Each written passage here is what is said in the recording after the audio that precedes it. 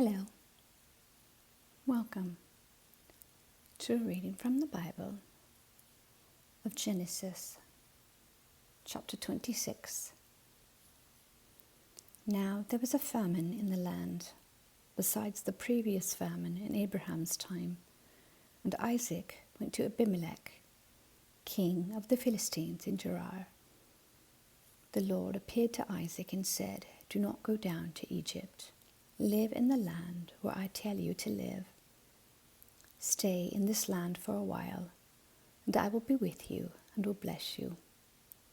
For to you and your descendants I will give all these lands, and will confirm the oath I swore to your father Abraham.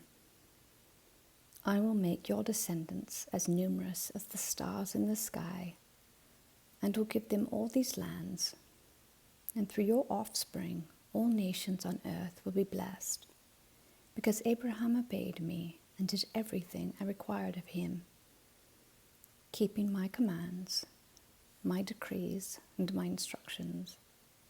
So Isaac stayed in Gerar. When the men of that place asked him about his wife, he said, "She is my sister," because he was afraid to say, "She is my wife." He thought, "The men of this place might kill me on account of Rebekah, because she is beautiful." When Isaac had been there a long time, Abimelech, king of the Philistines, looked down from a window and saw Isaac caressing his wife Rebekah. So Abimelech summoned Isaac and said, "She is really your wife. Why did you say she is my sister?" Isaac answered him, "Because I thought I might lose my life on account of her." Then Abimelech said, "What is this you have done to us? One of the men might well have slept with your wife, and you would have brought guilt upon us." So Abimelech gave orders to all the people, "Anyone who harms this man or his wife shall surely be put to death." Isaac planted crops in that land, and the same year reaped 100-fold, because the Lord blessed him. The man became rich, and his wealth continued to grow until he became very wealthy. He had so many flocks and herds and servants that the Philistines envied him. So all the wells that his father's servants had dug in the time of his father Abraham, the Philistines stopped up, filling them with earth. Then Abimelech said to Isaac, "Move away from us. You have become too powerful for us." So Isaac moved away from there and encamped in the valley of Gerar, where he settled. Isaac reopened the wells that had been dug in the time of his father Abraham, which the Philistines had stopped up after Abraham died, and he gave them the same names his father had given them. Isaac's servants dug in the valley and discovered a well of fresh water there. But the herders of Gerar quarreled with those of Isaac and said, "The water is ours." So he named the well Esek, because they disputed with him. Then they dug another well, but they quarreled over that one also. So he named it Sitnah. He moved on from there and dug another well, and no one quarreled over it. He named it Rehoboth, saying, "Now the Lord has given us room, and we will flourish in the land." From there he went up to Beersheba.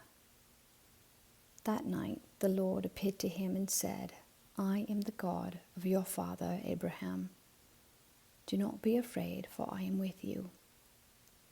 I will bless you and will increase the number of your descendants for the sake of my servant Abraham." Isaac built an altar there and called on the name of the Lord. There he pitched his tent, and there his servants dug a well. Meanwhile, Abimelech had come to him from Gerar with Ahuzath, his personal adviser, and Phicol, the commander of his forces. Isaac asked them, "Why have you come to me, since you were hostile to me and sent me away?" They answered, "We saw clearly that the Lord was with you. So we said, there ought to be a sworn agreement between us and you. Let us make a treaty with you, that you will do us no harm, just as we did not harm you, but always treated you well and sent you away peacefully. And now you are blessed by the Lord." Isaac then made a feast for them, and they ate and drank. Early the next morning, the men swore an oath to each other. Then Isaac sent them on their way, and they went away peacefully. That day Isaac's servants came and told him about the well they had dug. They said, "We found water." He called it Sheba, and to this day the name of the town has been Beersheba. When Esau was 40 years old, he married Judith, daughter of Beeri the Hittite, and also Basemath, daughter of Elon the Hittite. They were a source of grief to Isaac and Rebekah. Amen. Thank you for listening.